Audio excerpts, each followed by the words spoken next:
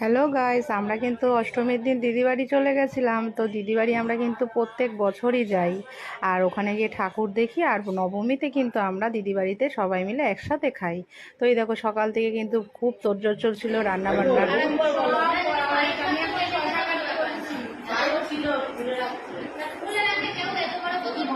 তো সবই হয়ে গেছে। এই দেখো, ডাল, আর এদিকে কিন্তু ছিল পমফ্রেট মাছ, আর এদিকে ছিল বেগুনি, আর ছিল দই কাতলা।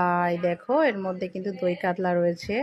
আর ছিল কিন্তু সব থেকে যেটা নবমীর সেরা, তো সেটা ছিল মাটন। এই দেখো।